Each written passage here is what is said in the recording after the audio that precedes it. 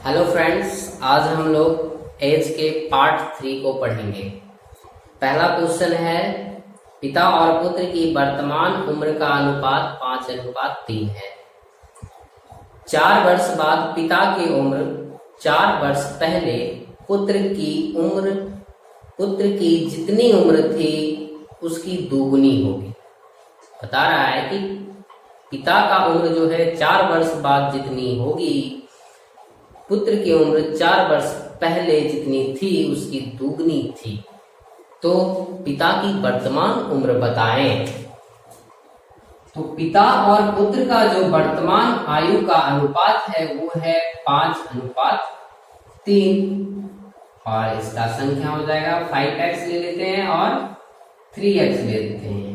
पिता और पुत्र, पिता का 4 साल बाद जो आयु होगा और पुत्र का 4 साल पहले जितना उम्र था उसका दुगुना था पिता। तो यहाँ से हम पुत्र को 1 गुना दे, पुत्र को 1 और पिता को 2 कर दिए, क्योंकि ये 1 से 2 गुना हो गया। अब ये हमारा क्रॉस मल्टीप्लाई गुना करके x का वैल्यू निकालेंगे और दोनों में लिख देंगे। यहाँ से हमारा निकल जाएगा 5x + 4 × 1, 3x - 4 × 2। इसको कर लीजिए। 5x + 4 बराबर 6x - 8 को इधर कर दीजिए। 5x - 6x - 8 - 4 -x बराबर -12। दोनों तरफ माइनस था, खत्म। x का वैल्यू क्या हो गया हमारा 12 और पिता का उम्र है 5 में, तो 5 × 12 60 वर्ष। तो हमारा पिता का जो वर्तमान आयु निकल गया वो कितना निकल गया 60 वर्ष, जो कि ऑप्शन नंबर डी है।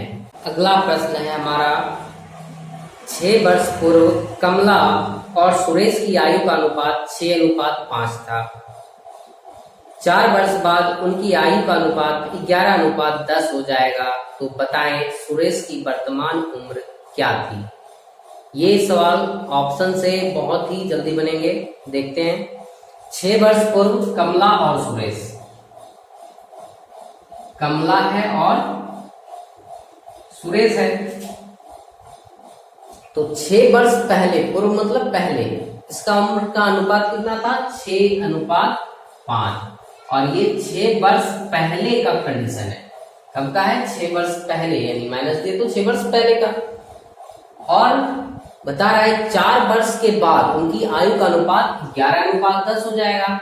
11:10 हो जाएगा कब, वर्तमान से 4 साल बाद। तो देखते हैं अनुपात में। अब ऑप्शन क्या है 12, 14, 16 और 18। 12, 14, 16 और 18 हमसे पूछ क्या रहा है कि सुरेश की वर्तमान उम्र बताएं।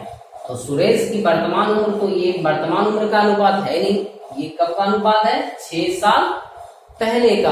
तो सब में 6 साल घटा दीजिए। देखिए कौन 5 से कट रहा है, क्योंकि सुरेश का जो अनुपात है वो 5:5 में है।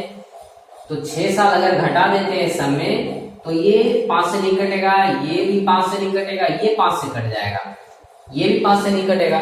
तो 3 ऑप्शन ऐसे ही निकल गया। तो पहला ही ऑप्शन हो गया, तो हमें इसी से आंसर की हमारा पता चल गया।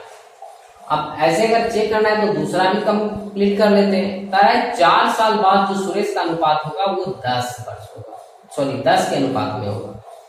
तो सब में 4 ऐड करके देखिए 10 से कौन डिवाइड हो रहा है, तो 16 में 4 ऐड करेंगे तो ये 20 हो जाएगा, जो कि 10 से डिवाइड हो रहा है, बाकी किसी में नहीं हो रहा है।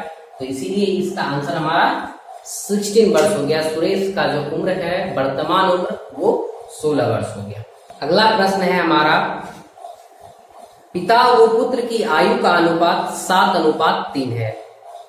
उनकी आयु का गुणनफल 756 है। तो 6 वर्ष बाद उनकी आयु का अनुपात क्या होगा। देखिए यहाँ पे गुणनफल दिया हुआ है, दोनों के उम्र का योग नहीं, यहाँ पे दोनों के उम्र का गुणनफल दिया हुआ है। पिता और पुत्र का जो आयु का अनुपात है वो 7:3 में है और इसका गुणनफल 756 वर्ष दिया हुआ है। 756 वर्ष इसका गुणनफल दिया हुआ है, उम्र का गुणनफल यानी गुना करके इसका उम्र जितना होगा इसका उम्र जितना होगा, दोनों को गुना करने के बाद 756 आएगा। तो बताएं कि 6 वर्ष बाद इनकी आयु का अनुपात क्या होगा। तो 6 वर्ष बाद आयु का अनुपात ही पूछ रहा है। तो सबसे पहले देखें ये गुणनफल है, ऑप्शन में देख लेते हैं कि गुणनफल से कट रहा है कौन कौन। ये 7 और 3 है, तो 7 या 21 से ये कटेगा ही कटेगा। 21 से इसलिए कटेगा कि ये इसका दोनों का आयु का अनुपात दिया हुआ है और इसी के आयु का गुणनफल है, इसीलिए 7 गुना 3 21, 21 से ये कट रहा है। तो 6 साल बाद तो अंतर बराबर ही होगा ना, 6 साल ये भी बढ़ा है, 6 साल ये भी बढ़ा है, इसीलिए उस समय भी अनुपात का गुणनफल इसको डिवाइड करेगा। तो हमारा ऑप्शन है पहला 5:7, 7 से ये डिवाइड हो रहा है, बिल्कुल हो रहा है।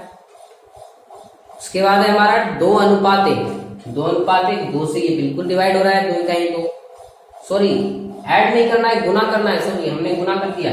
5:2, 5 गुना 2 गुणनफल है ना, 5 गुना 2 10, 10 से ये डिवाइड नहीं हो रहा है। 2 गुना 1 2 से ये डिवाइड हो रहा है। 11 गुना 7 77, 77 से ये डिवाइड होगा नहीं, बिल्कुल नहीं होगा।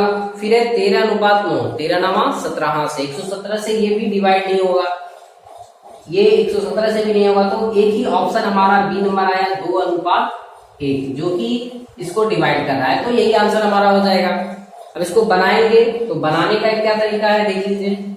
बता रहे हैं पिता और पुत्र का जो गुणनफल है आयु का अनुपात है, इसका गुणनफल दिया हुआ है, तो हम लोग यहाँ पे दोनों का गुणनफल लिख लेते हैं 756। तो 7 गुना 3 21, x गुना x, x स्क्वायर बराबर 756। 21 से कितना बार में कट रहा है, किस दिया 63, बच गया 126, 21 6, तो x स्क्वायर का जो वैल्यू आया वो 36 आ रहा है हमारा।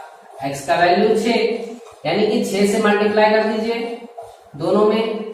6 से अगर इसमें मल्टीप्लाई करेंगे तो 7 6 42 हो रहा है, और इसमें अगर 6 से मल्टीप्लाई करेंगे तो 6 3 18 हो रहा है। लेकिन ये वर्तमान उम्र का अनुपात है, 6 साल बाद का अनुपात पूछ रहा है, तो 6 साल दोनों में ऐड कर दीजिए 24, और 6 साल इसमें ऐड करेंगे तो 48, और 48:24 2:1।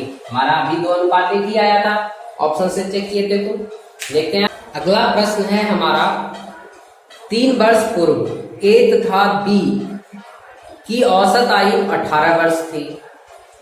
अब सी को साथ मिलाने से औसत आयु 22 वर्ष है।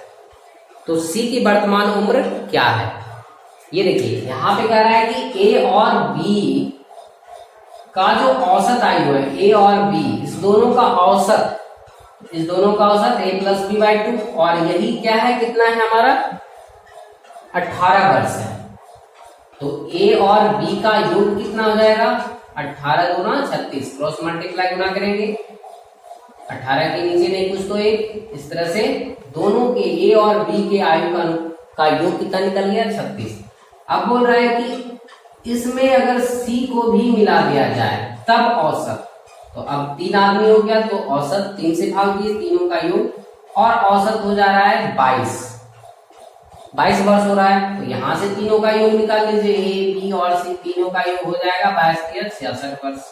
तो देखिए ए और बी को जोड़ते हैं, ए और बी का योग मिलाते हैं तो 36 वर्ष आता है, और ए और बी सी तीनों को मिलाते हैं तो 66 वर्ष आता है। तो ए और बी तो यहाँ है, ये ए और बी का मान रख दीजिए, यानी सी का जो उम्र निकल जाएगा वो 66 - 36 यानी कि आपका 30 वर्ष। जो सी का जो उम्र है वो 30 वर्ष हो जाएगा।